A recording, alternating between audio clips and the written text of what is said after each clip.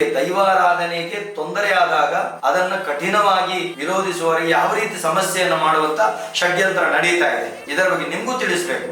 ಒಬ್ಬ ಮೈಸೂರಿನಲ್ಲಿ ಯಾರು ಕೋಲ ಕಟ್ಟಲಿಕ್ಕೆ ಹೋಗಿದ್ದ ಆ ವ್ಯಕ್ತಿ ಅವರ ಸಮುದಾಯದವರಲ್ಲಿ ಕೂಡ ಕೇಳಿಲ್ಲ. ನೀನು ಒಂದು ವೇಳೆ ಇದಕ್ಕೆ ಪ್ರತಿಕ್ರಿಯೆಯನ್ನು ನೀಡದವರೆ ಅವ ಹೇಳಿದ ಸುಳ್ಳನ್ನೇ ಜನರು ಹೌದು ಏನೋ ಅಂತೇಳಿ ತಪ್ಪು ಕಲ್ಪನೆ ಆಗ್ತದೆ. ಆದ್ರಿಂದ ನೀನು ಇದಕ್ಕೆ ಪ್ರತಿಕ್ರಿಯೆಯನ್ನು ಕೊಡಬೇಕು. ನೀನು ಕೊಡದ ನಾವು ಕಂಪ್ಲೇಂಟ್ ಕೊಡ್ತೇವೆ ಅಂತ ಹೇಳಿದ್ರು. ಆಮೇಲೆ ನಾನು ಹೇಳಿದೆ, ನಾನು ಯಾಕೆ ಕಂಪ್ಲೇಂಟ್ ಕೊಡುವುದಿಲ್ಲ, ಇಂಥ ಸಂದರ್ಭದಲ್ಲಿ ನನ್ನ ಮೇಲೆ ಆಕ್ರಮಣ ನಡೀತಾ ಇದೆ, ಯಾರು ತಪ್ಪು ಮಾಡಿದ್ದಾರೆ ಅವರಿಗೆ ಸರಿಯಾದಂತ ಒಂದು ಶಿಕ್ಷೆಯನ್ನ ಈ ನೆಲದ ದೈವಗಳೇ ಕೊಟ್ಟಿದೆ ಅಂತ ನಾನು ಹೇಳ್ಕೊಡ್ತೇನೆ.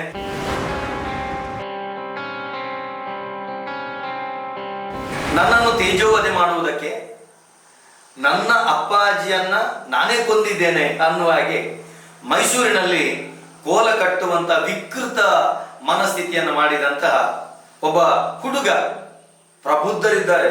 ದೇವರಂತ ಕುತ್ತಾರಿನಲ್ಲಿ ಕೆಲಸ ಮಾಡುವಂತ ಮಾಯಿಲಣ್ಣ ಅಂತ ಹೇಳಿದ್ರೆ ಕೊರಗಜ್ಜ ಅಂತ ಹೇಳಿದ್ರೆ ಮಾಯಿಲಣ್ಣ.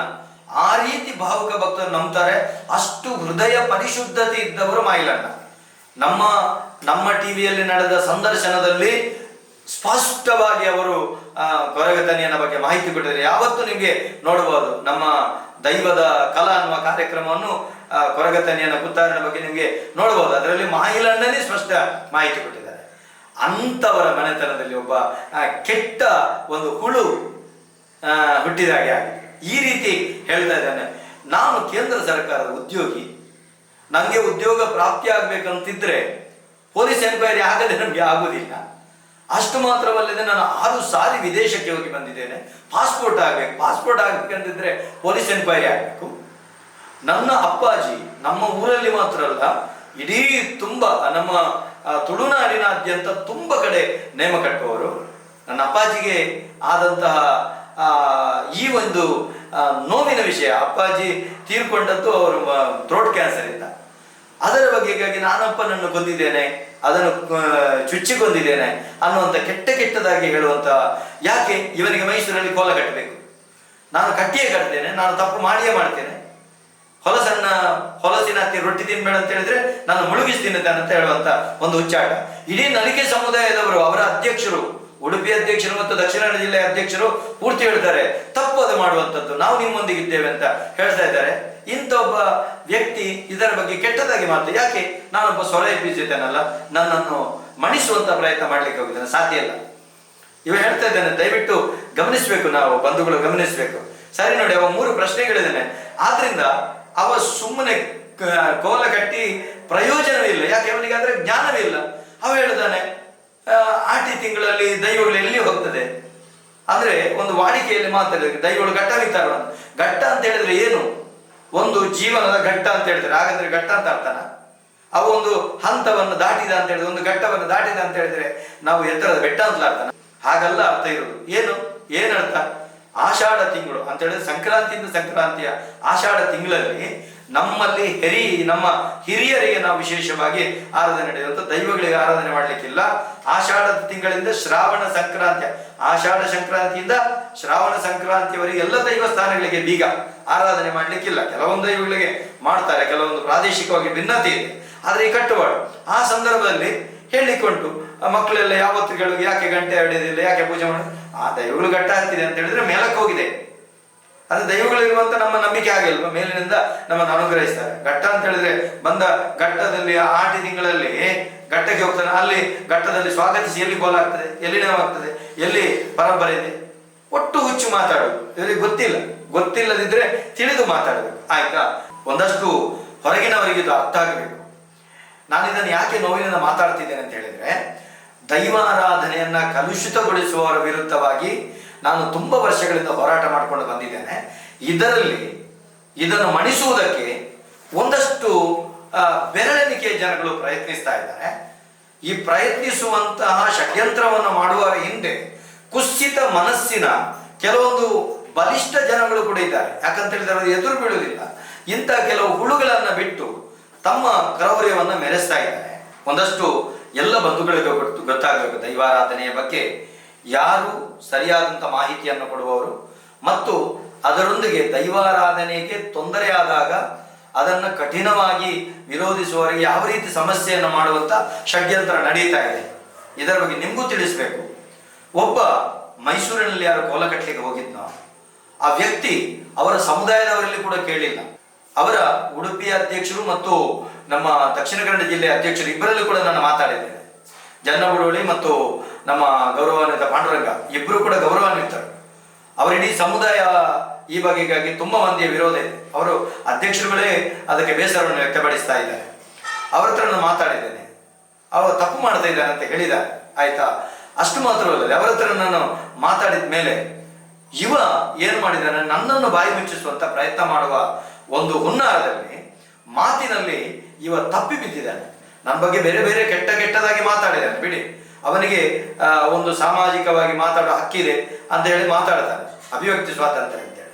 ಆದರೆ ಅವ ವಾಯ್ಸ್ ಮೆಸೇಜ್ ಬಿಡ್ತಾನೆ, ನೇರ ನನ್ನಲ್ಲಿ ಫೋನ್ ಮಾಡಿ ಕೇಳ್ತಾ ಇಲ್ಲ, ವಾಯ್ಸ್ ಮೆಸೇಜ್ ಬಿಟ್ಟು ಹೇಳ್ತಾನೆ, ನನ್ನ ಅಪ್ಪನನ್ನ ನಾನೇ ಕೊಂದದ್ದು, ನಾನು ಚುಚ್ಚಿಕೊಂದದ್ದು ಅಂತ ಹೇಳ್ತಾನೆ. ಏನು ಕೆಟ್ಟದಾಗಿ. ಅಷ್ಟಲ್ಲದೆ ನನ್ನ ಮೇಲೆ ಕ್ರಿಮಿನಲ್ ಕೇಸ್ ನಡೀತಿದೆ ಅಂತ ಹೇಳ್ತಾ ಇದ್ದೆ. ನಾನು ಸೆಂಟ್ರಲ್ ಗವರ್ಮೆಂಟ್ ಎಂಪ್ಲಾಯ್, ಕೇಂದ್ರ ಸರ್ಕಾರದ ಉದ್ಯೋಗಿ. ನನಗೆ ಉದ್ಯೋಗ ಸಿಗ್ಬೇಕಂತಿದ್ರೆ ನನಗೆ ಪೊಲೀಸ್ ವೆರಿಫಿಕೇಶನ್ ಆಗಬೇಕು. 6 ಸಾರಿ ವಿದೇಶಕ್ಕೆ ಹೋಗಿದ್ದೇನೆ ನಾನು. ಎಲ್ಲ ನನ್ನ ಬಂಧುಗಳು ಕರ್ಕೊಂಡು ಹೋಗಿದ್ದಾರೆ ಉಪನ್ಯಾಸಕ್ಕೆ. ಆದರೆ ನನಗೆ ಪಾಸ್ಪೋರ್ಟ್ ಆಗ್ಬೇಕಂದ್ರೆ ಪೊಲೀಸ್ ವೆರಿಫಿಕೇಶನ್ ಆಗಬೇಕು. ಒಟ್ಟು ಹಾಗೆಲ್ಲ ಕೊಡ್ತಾರೆ. ಒಂದು ಹುಚ್ಚರಾಗಿ ಮಾತಾಡೋದು. ಏನು ಅಂತ ಹೇಳಿದ್ರೆ ಇವನ ಒಂದು ಷಂಡತ್ವವನ್ನ, ಯಾಕೆ ಇವನಿಗೆ ನೇರವಾಗಿ ಮಾತಾಡುವಂಥ ದಮ್ಮಿಲ್ಲ, ನನ್ನ ಎದುರು ಬಂದು ಮಾತಾಡುವಂಥ ಒಂದು ಯೋಗ್ಯತೆ ಇಲ್ಲ, ಹಣೆಬರ ಇಲ್ಲ. ಇಂಥ ಒಂದು ನೀತಿಗೆಟ್ಟವ ನಮ್ಮನ್ನ ಒಂದು ಕೆಟ್ಟದಾಗಿ ಪ್ರತಿಬಿಂಬಿಸುವುದು. ಅಷ್ಟು ಮಾತ್ರವಲ್ಲದೆ ಇಡೀ ಜಾತಿ ಸಮುದಾಯವನ್ನು ನನ್ನ ಮೇಲೆ ಎತ್ತಿ ಕಟ್ಟಿಸುವಂತ ಪ್ರಯತ್ನ ಮಾಡಿಲ್ಲ. ಆದರೆ ಇಡೀ ನಲಿಕೆ ಸಮುದಾಯದವರು, ದೇವರಂತ ಸಮುದಾಯ, ಅವರಿಗೆ ಎಲ್ಲ ಗೊತ್ತಿದೆ ನಾನು ಯಾವ ರೀತಿ ಅವರ ಬಗ್ಗೆ ಮೌಲ್ಯ ಕೊಡ್ತೇನೆ, ಎಲ್ಲಿ ತಪ್ಪಿದಾಗ ಎಲ್ಲಿ ಹೇಳ್ತೇನೆ, ಅವರಿಗೆ ನಾನು ಯಾವ ರೀತಿ ನನ್ನಿಂದ ಆದಷ್ಟು ಸಹಕಾರ ಮಾಡಿದೆ ಎಲ್ಲ ಗೊತ್ತಿದೆ. ಜನ್ನಬುಡೋಳಿ ಅವರು ಹೇಳ್ತಾರೆ, ಪಾಂಡುರಂಗ ಅವರು ಹೇಳ್ತಾರೆ, ಎಲ್ಲ ನಿಮ್ಗೆ ಗಮನಿಸಿಕೊಳ್ಳೋದು. ಶೇರ ಲೋಕಯ್ಯನವರು ಉತ್ಕೃಷ್ಟ ನೇಮಗಳು. ಅದಕ್ಕಿಂತಲೂ ಅದರೊಂದಿಗೆ ನಮ್ಮ ಕುತ್ತಾರಿನ ಮಾಯಿಲಣ್ಣ ದೇವರಂತ ವ್ಯಕ್ತಿ ನಮ್ಮ ಟಿವಿಯಲ್ಲಿ ಸಂದರ್ಶನ ಮಾಡಿ ಅವರು ಹೇಳುವಂತ ಮಾತುಗಳು ಅಷ್ಟು ಸ್ಫುಟ. ಅವರು ಇಂಥದ್ದನ್ನ ಖಂಡಿಸ್ತಾರೆ, ಅವರಿಗೆ ಒಪ್ಪುವುದಿಲ್ಲ ಇವರನ್ನ. ಅಂತಹ ಒಂದು ವ್ಯಕ್ತಿಗಳು ಕೂಡ ನಮ್ಮ ಬಗ್ಗೆ ಗೊತ್ತಿದೆ, ನನ್ನ ಅಪ್ಪನ ಬಗ್ಗೆ ಗೊತ್ತಿದೆ. ನನ್ನಪ್ಪ ಒಬ್ಬ ಕಂಬಳ ಕ್ರೀಡೆಯಲ್ಲಿ ಕಂಬಳವನ್ನ ಕೋಣಗಳನ್ನು ಓಡಿಸ್ತಾ ಇದ್ರು ಕಬಿತ್ತುಗುತ್ತಿನಲ್ಲಿ. ಅದು ನನಗೆ ಮೊನ್ನೆ ಇವರು ಹೇಳುವಾಗಲೇ ಗೊತ್ತು. ಕಬಿತ್ತುಗುತ್ತಿನವರು ಊರಿನವರಿಗೆಲ್ಲ ಬಹಳ ಪ್ರೀತಿಯ ಗುರುವಪ್ಪಣ್ಣನಾಗಿದ್ರು ನನ್ನ ಅಪ್ಪ. ನನ್ನ ಕುಟುಂಬದಲ್ಲಿ, ನನ್ನ ಸಮುದಾಯದಲ್ಲಿ ಬಹಳ ಕೀರ್ತಿಯನ್ನು ಪಡೆದವರು. ನನ್ನ ಅಪ್ಪನಿಗೆ ಥ್ರೋಟ್ ಕ್ಯಾನ್ಸರ್ ಆಗಿದ್ದು ಅವರು ತೀರ್ಕೊಂಡಿದ್ರು. ಆದರೆ ಈ ಬಗೆಗಾಗಿ ಕೆಟ್ಟದಾಗಿ ಇವನ ಕಪೋಲ ಕಲ್ಪಿತವಾಗಿ ಹೇಳಿರುವಾಗ ನಾನು ಪ್ರತಿಕ್ರಿಯೆ ನೀಡದಿದ್ದಾಗ ನಮ್ಮವರು ಹೇಳಿದರು, ನೀನು ಒಂದು ವೇಳೆ ಇದಕ್ಕೆ ಪ್ರತಿಕ್ರಿಯೆಯನ್ನು ನೀಡದ ಹೋದರೆ ಅವ ಹೇಳಿದ ಸುಳ್ಳನ್ನೇ ಜನರು ಹೌದೋ ಏನೋ ಅಂತೇಳಿ ತಪ್ಪು ಕಲ್ಪನೆ ಆಗ್ತದೆ. ಆದ್ರಿಂದ ನೀನು ಇದಕ್ಕೆ ಪ್ರತಿಕ್ರಿಯೆಯನ್ನು ಕೊಡಬೇಕು, ನೀನು ಕೊಡದಿದ್ರೆ ನಾವು ಕಂಪ್ಲೇಂಟ್ ಕೊಡ್ತೇವೆ ಅಂತ ಹೇಳಿದ್ರು. ಆಮೇಲೆ ನಾನು ಹೇಳಿದೆ, ನಾನು ಯಾಕೆ ಕಂಪ್ಲೇಂಟ್ ಕೊಡುವುದಿಲ್ಲ, ಯಾಕಂತ ಹೇಳಿದ್ರೆ ನಾನು ಇದುವರೆಗೆ ಯಾರಿಗೆ ಕೆಟ್ಟದನ್ನು ಬಯಸಿದವನಲ್ಲ. ಆದ್ರಿಂದ ಅವ್ರು ಹೇಳಿದ್ರು, ನಾವಂತೂ ಕಂಪ್ಲೇಂಟ್ ಕೊಡ್ತೇವೆ, ನೀನೇನಂತ ಗೊತ್ತಿದೆ, ನೀವು ನಮ್ಮ ಅಪ್ಪ ಏನು ಅಂತ ಗೊತ್ತಿದೆ ನಮಗೆ, ಆದ್ರಿಂದ ನಾವು ಕಂಪ್ಲೇಂಟ್ ಕೊಟ್ಟಿದ್ದೇವೆ ಅಂತೇಳಿ ನನ್ನ ಅಣ್ಣ ನಿನ್ನೆ ಬಜ್ಪೆ ಪೊಲೀಸ್ ಸ್ಟೇಷನ್ ಅಲ್ಲಿ ಕಂಪ್ಲೇಂಟ್ ಅನ್ನ ಕೊಟ್ಟಿದ್ದಾರೆ. ಮತ್ತೆ ಇಡೀ ನನ್ನ ಕುಟುಂಬ ಸೇರಿ ಬಹಳ ನೋವಿನಿಂದ ಆ ಕಂಪ್ಲೇಂಟ್ ಅನ್ನ ಕೊಟ್ಟಿದ್ದಾರೆ. ನಮಗೆ ಬಜ್ಪೆ ಸ್ಟೇಷನ್ನ ಠಾಣಾಧಿಕಾರಿ ಮತ್ತು ಅಲ್ಲಿನ ಸಿಬ್ಬಂದಿ ವರ್ಗದವರ ಬಗ್ಗೆ ಅಪಾರವಾದಂಥ ಗೌರವ, ಹೆಮ್ಮೆ ಇದೆ. ಖಂಡಿತವಾಗಿ ಇದಕ್ಕೆ ಕಾನೂನು ಕ್ರಮವನ್ನು ತಗೊಳ್ಳುತ್ತಾರೆ. ಅಷ್ಟು ಮಾತ್ರವಲ್ಲದೆ ನಾವು ಮಾನನಷ್ಟ ಮೊಕದ್ದಮೆಯನ್ನು ಹಾಕುವಂತೆ ನಾನು ವ್ಯವಸ್ಥೆಯನ್ನು ಮಾಡ್ತಾ ಇದ್ದೇವೆ. ಮಾನನಷ್ಟ ಮೊಕದ್ದಮೆಯನ್ನು ಕೂಡ ಖಂಡಿತವಾಗಿ ಮಾಡ್ತೇವೆ. ನಮ್ಮ ಕುಟುಂಬ ವರ್ಗದವರು ಕೂಡ ಅಂತ ಹೇಳಿದ್ರೆ ನನ್ನ ಬಂಧುಗಳು, ನನ್ನ ತಾಯಿ, ಅಣ್ಣ, ಅಕ್ಕನವರು ಒಂದು ಕಂಪ್ಲೇಂಟ್ ಕೊಟ್ರೆ, ನನ್ನ ಕುಟುಂಬ ವರ್ಗ ಇದೆ, ಆ ವರ್ಗ ಕೂಡ ಜಾತಿ ಸಮುದಾಯದಿಂದ ಕೂಡ ಒಂದು ಕಂಪ್ಲೇಂಟ್ ಕೂಡ ನೋಂದಣೆಯನ್ನು ನಾವು ಮಾಡ್ತೇವೆ. ಇದನ್ನು ನಾನು ಯಾಕೆ ಹೇಳ್ತಾ ಇದ್ದೇನೆ ಅಂತ ಹೇಳಿದ್ರೆ, ಅವ ದೈವಾರಾಧನೆ ಬಗ್ಗೆ ಜ್ಞಾನವೇ ಇಲ್ಲ, ಅದರೊಂದಿಗೆ ದೈವಾರಾಧನೆ ಮಾಡ್ತಾ ಇರುವಂತ ಪ್ರಾಚೀನ ದೈವಾರಾಧಕರಾಗಿರುವಂತ ಅವನ ವಂಶಜರಾಗಿರುವಂತ ನಲಿಕೆ ಸಮುದಾಯದವರ ಬಗ್ಗೆ ಅವರಲ್ಲಿ ಒಂದು ಮಾಹಿತಿಯನ್ನು ಕೇಳಿ ತಿಳ್ಕೊಳ್ಳದೆ ಒಟ್ಟು ಮಾತಾಡಿಬಿಟ್ಟಿದ್ದಾರೆ. ಯಾಕೆ?